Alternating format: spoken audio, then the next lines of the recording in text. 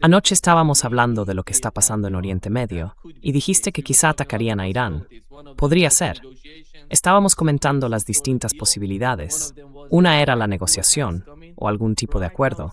Otra, los ataques, nuevos ataques que podrían llegar. Ahora mismo parece que el tono es un poco más positivo que anoche. Según lo que hemos sabido por los medios iraníes, por Mer News, recordando lo que ocurrió anoche, intentaron, de alguna manera, forzar el paso de algunos petroleros o buques comerciales por el estrecho de Hormuz, pero fueron atacados por los iraníes. Así que no ha pasado nada parecido a un cierre total del estrecho de Hormuz. Y hoy hemos sabido, también por los medios iraníes, que se va a firmar una especie de plan de 14 puntos o un memorando de entendimiento entre Estados Unidos y la parte iraní.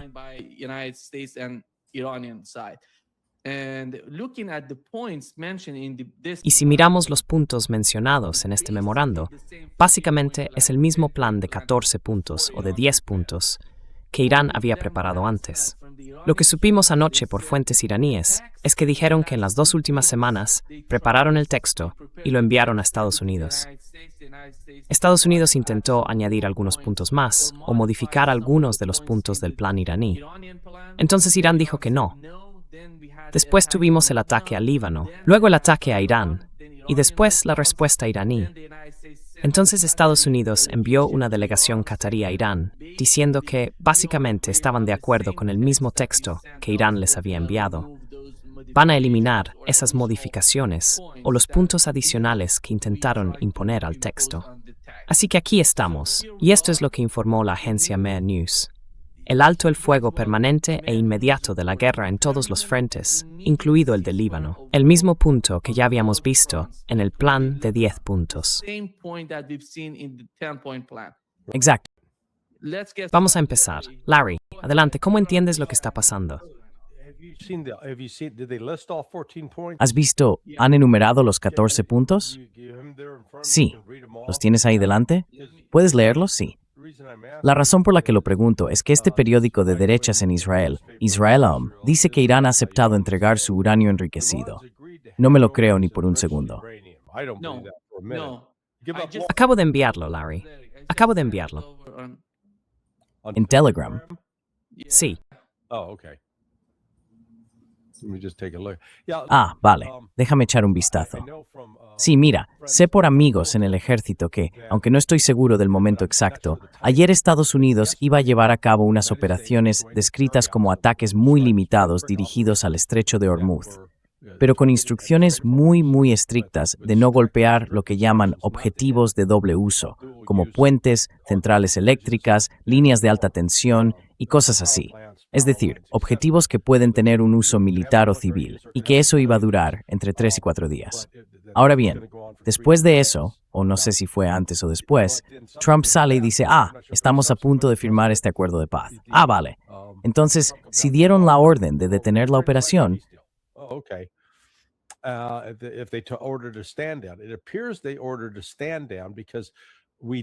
parece que ordenaron detener la operación porque por lo que pude ver, no hubo ningún ataque, ni siquiera algo mínimo, ayer o en las primeras horas de la mañana en Irán. Veremos qué pasa hoy. Ya es por la tarde en Teherán, así que a ver si ocurre algo esta noche. Ahora, se supone que la firma, que J.D. Vance tiene que firmar. Se supone que está en el extranjero. Pero Trump, por lo que entiendo, se marcha mañana, creo que para asistir a la cumbre del G7. Según tengo entendido, la Constitución no permite que el presidente y el vicepresidente estén fuera del país al mismo tiempo. Alguien tiene que quedarse y vigilar la casa, por así decirlo. En fin, parece que todo esto sigue adelante. Me sorprendería mucho que Estados Unidos firmara realmente este acuerdo. Sería una sorpresa agradable.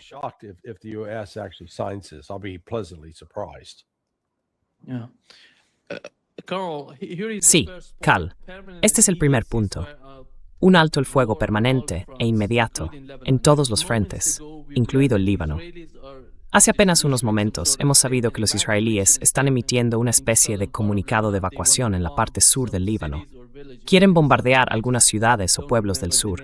No recuerdo exactamente los nombres, pero 2 de esas localidades iban a ser atacadas hoy por los israelíes. Y viendo el plan, coronel, no hay nada relacionado con el programa nuclear iraní ni con el programa de misiles iraní. Todo eso se menciona solo después de la firma de este memorando de entendimiento.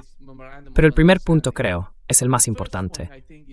Ese alto el fuego o esa cesación de la guerra en todos los frentes. ¿Cuál es su interpretación de eso?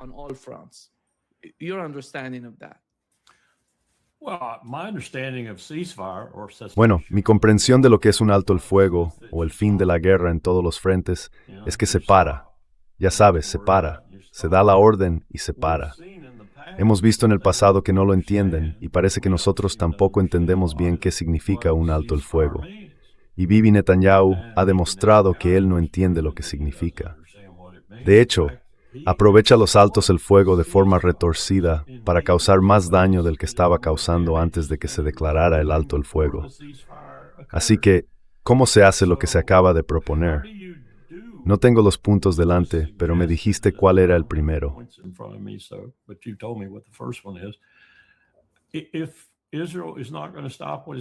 Si Israel no va a detener lo que está haciendo en Líbano, creo que eso no tiene sentido para Irán. No veo cómo se puede avanzar en esa lista, diga lo que diga, hacia ninguna otra oportunidad si no hay un alto el fuego, o al menos uno que parezca mantenerse y aplicarse también al Líbano. Y para mí está bastante claro que Netanyahu, que tendría problemas políticos si lo hiciera, no va a hacerlo. Así que, ¿cómo se avanza desde ahí, salvo que se ignore por completo? No creo que Irán lo haga.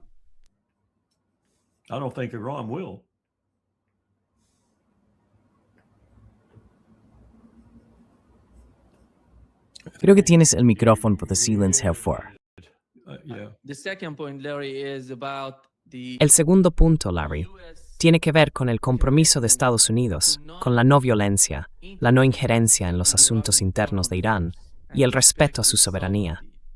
Creo que en el fondo de lo que están hablando es de eso, porque si miras los últimos días, se han visto muchísimas armas incautadas por los medios iraníes y por las fuerzas de seguridad iraníes. Y eso se ve mucho en los medios de Irán, en las fotos, como mencionó Donald Trump. Un montón de armas. Y creo que básicamente están hablando de cómo Estados Unidos intenta manipular el Kurdistán iraquí, porque recordarás que cuando Estados Unidos atacaba a Irán, Irán estaba atacando Erbil en el Kurdistán iraquí. Adelante.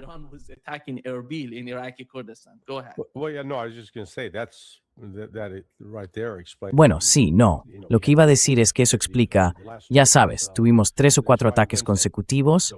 A ver, el último fue, hoy es viernes, el miércoles. Así que miércoles, martes, lunes, Irán estaba atacando Erbil, en el Kurdistán.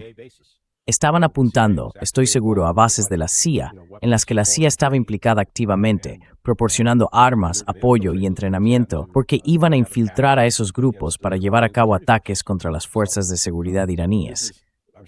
Así que estoy seguro de que ese es el punto de Irán.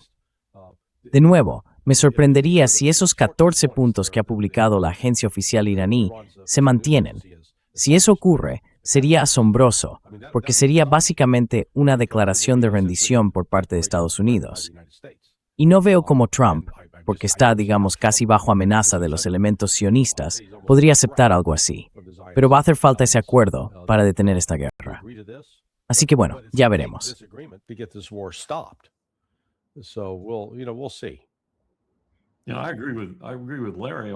Estoy de acuerdo con Larry en eso. Si pensamos en lo que Netanyahu está afrontando en Líbano y en lo que enfrenta políticamente, no veo cómo se puede resolver. Puedo entender cómo podría resolverse con Estados Unidos si estamos dispuestos a tragarnos mucho orgullo y Donald Trump lo hará presumiendo de ello. Pero no veo cómo se puede cuadrar eso con Bibi.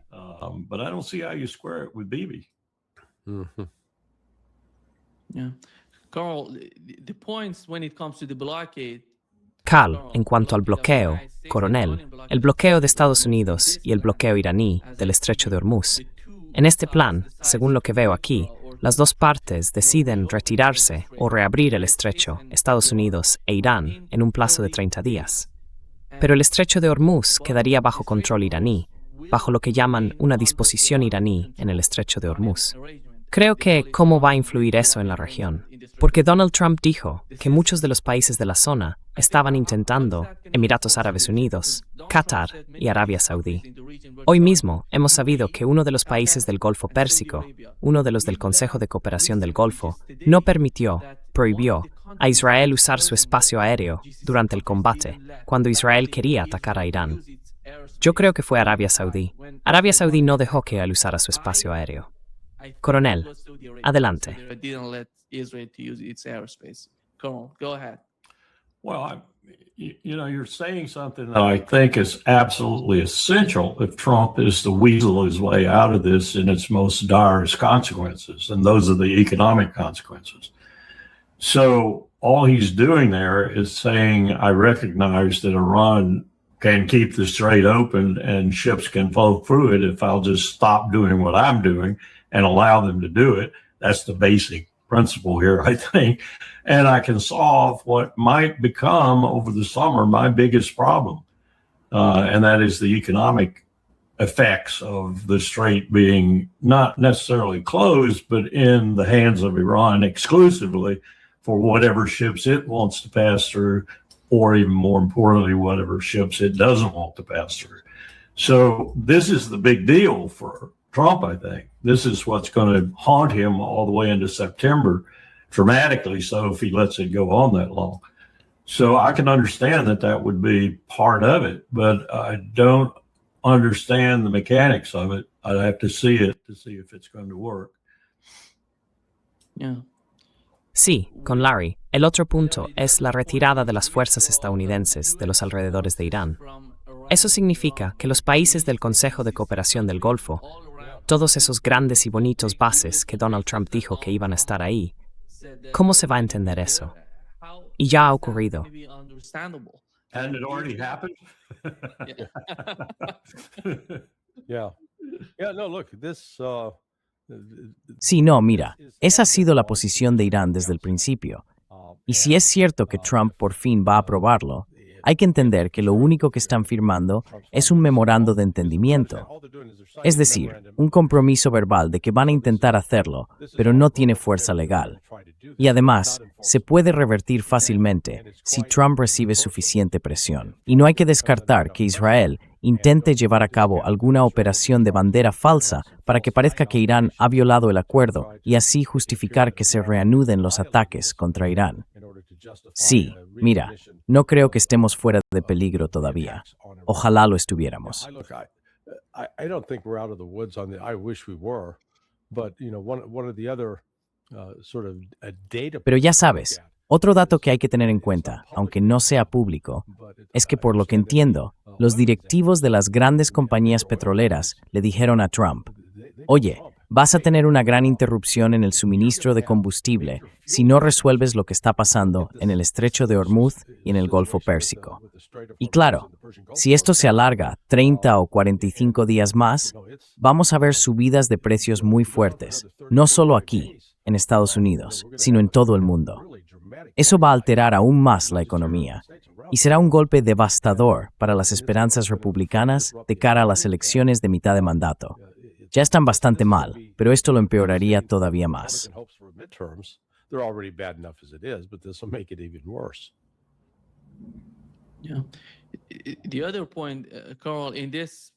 El otro punto, Carl, en este plan de 14 puntos, es la suspensión de las sanciones estadounidenses al petróleo iraní, que está relacionado con lo que acaba de decir Larry, y eso va a ayudar al mercado del petróleo. Creo que la situación del mercado petrolero va a sufrir daños a largo plazo, por lo que ya ha ocurrido. No veo a Qatar volviendo pronto, ni a Arabia Saudí, ni en general a los países del Consejo de Cooperación del Golfo.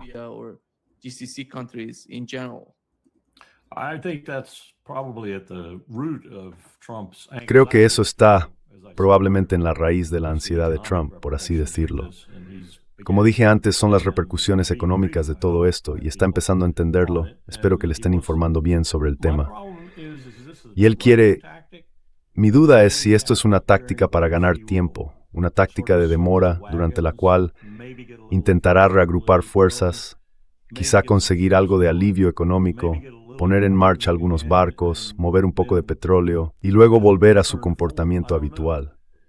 Me cuesta mucho creer que políticamente vaya a poder salir de esta situación de la manera que sugiere ese memorando, porque en gran parte, como dijo Larry, si se cumple siquiera parcialmente, es sobre todo una concesión a Irán. Y no sé cómo, ya sabes, se puede maquillar eso para Donald Trump. Sí, Sí, bueno, yo entiendo. Ayer tuve una conversación bastante larga con un par de personas del sector petrolero y me pintaron un panorama realmente grave si no conseguimos poner algo en marcha, como decía Larry. Así que creo que eso debe de ser lo que le está presionando ahora mismo. Pero uno se pregunta qué otras cosas pueden estar presionándole también, entre ellas, y quizá la más importante, Netanyahu en Líbano y tal vez en otros lugares. Seguimos olvidándonos de los palestinos, contra quienes ha reanudado su guerra a diario, y de la tendencia de Irán, así como de otros estados árabes, a considerar eso como una condición indispensable para un eventual acuerdo, por así decirlo, en la región. Yo no veo ningún avance en eso, en absoluto.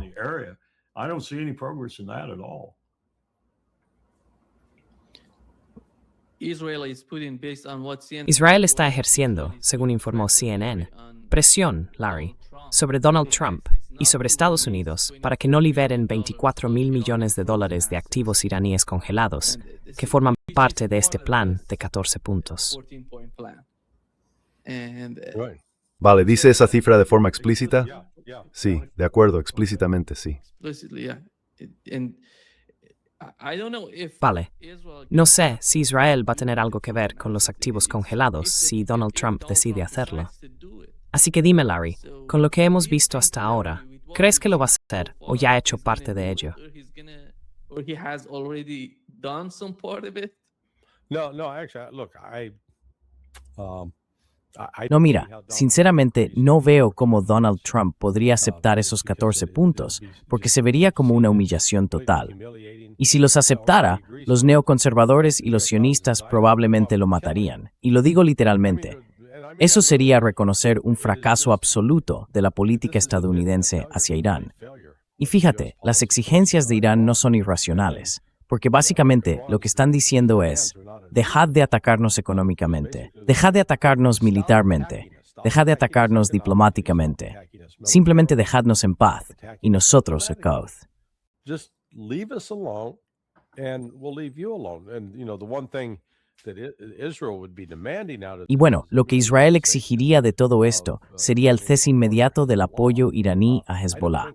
Pero sinceramente, no creo que el apoyo material de Irán a Hezbollah sea el verdadero problema. Creo que es más bien el apoyo político de Irán a Hezbollah lo que está en juego. Hezbollah, por su parte, parece tener sus propias conexiones más allá de Irán. Ha conseguido, por ejemplo, esos drones FPV que ha estado usando con tanta eficacia contra los israelíes. Así que, mira, si de verdad quieres resolver el problema de Oriente Medio, para empezar, dile a Israel que vuelva a su jaula. issue. For starters, tell Israel to get back in its cage. And the United States Donald Trump has the power to do Y en Estados Unidos, Donald Trump tiene el poder de hacer eso. Si les cortas toda la ayuda, no van a estar contentos. Gritarán, protestarán, pero tendrán que asumir que sin la ayuda estadounidense están perdidos. Y junto con eso, quiero decir, si Trump realmente quisiera jugar duro, enviaría a los diplomáticos a hablar con los turcos para decirles, vale chicos, tenéis que cortar el suministro de petróleo a Israel. Y luego iría a la India y a China para decirles, de acuerdo,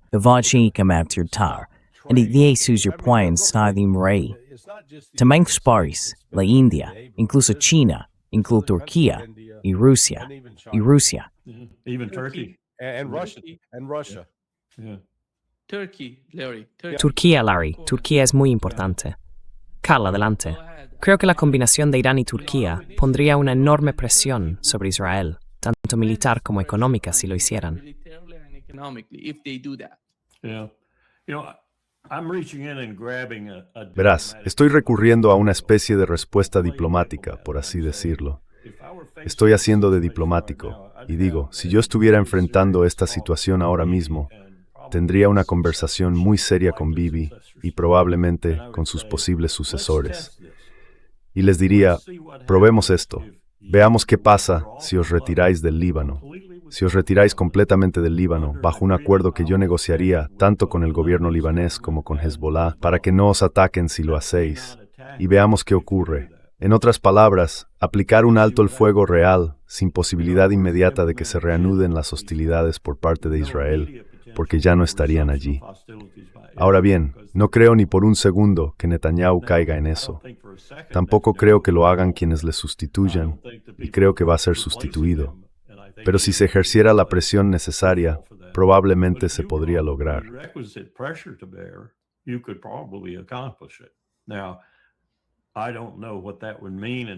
Ahora, no sé qué significaría eso en cuanto a ir minándolo poco a poco, porque esa es la táctica de Israel. Pero yo presentaría algo así y vería si cuela. Hay otras cosas que haría también en el plano diplomático, pero esa es la forma cínica, creo yo. Hay que lograr algún tipo de acuerdo en Líbano para dejar al Líbano en paz. Y tiene que haber reciprocidad. Nada de más ataques al norte de Israel para que puedan volver a esa zona y sentirse seguros. Netanyahu piensa que la única manera de conseguir eso es tomar todo el Líbano. Estoy convencido de que él lo cree. Y al final, eso es lo que haría si siguiera en el poder y tuviera la libertad de hacerlo como quisiera. Eso es lo que haría. Se quedaría con todo el país, incluso con nuestra embajada, y la incorporaría a su repertorio. Y liharísimos esto. Firmamos un mismo acuerdo. Ya sabes, no hay ninguna diplomacia creativa en marcha con este grupo. Ninguna, en absoluto.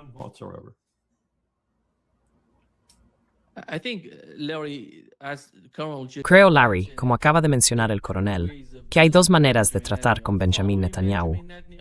Una es seguir a Netanyahu en sus movimientos desastrosos en Oriente Medio, atacando a todo el mundo, matando gente, causando muerte y destrucción. La otra es intentar forzarlo. Y si no puedes forzarlo, simplemente déjalo, que se quede solo en Oriente Medio. Eres el tipo fuerte. Adelante, pelea tú solo, sin el apoyo de Estados Unidos. No tienes un sistema de defensa aérea capaz de interceptar misiles balísticos. No tienes suficiente poder aéreo. Por eso Estados Unidos tiene que hacer algo por ti frente a Irán, porque no tienes la capacidad de penetrar profundamente en el espacio aéreo iraní. Así es como Donald Trump puede comunicarse en serio con él. No presionándolo, sino dejándolo solo.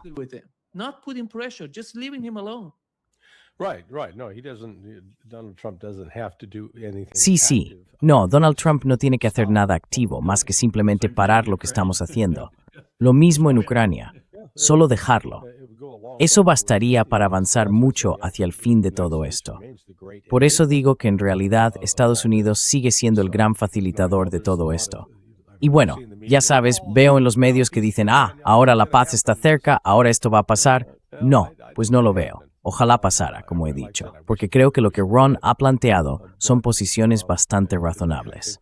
Pero las corrientes políticas, ahora bien, déjame matizar eso.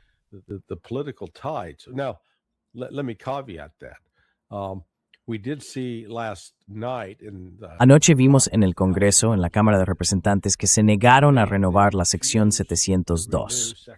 Esa es la parte que tiene que ver con el espionaje a ciudadanos estadounidenses. Yo lo tomé como una señal de que quizá está volviendo un poco la sensatez.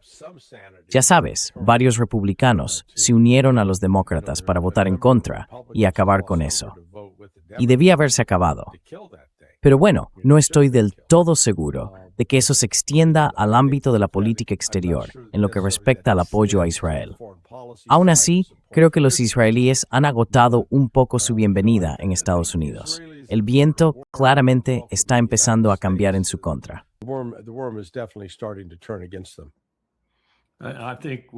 Creo que veremos algo más de eso, o al menos eso espero. No sé si será completamente eficaz, pero con, ¿cómo se llama? La S-222 o lo que sea que está presentando Cotton. La S-122, creo. S-222, 222, que básicamente formalizan de inteligencia de una manera que haría aplaudir a Jonathan Pollard.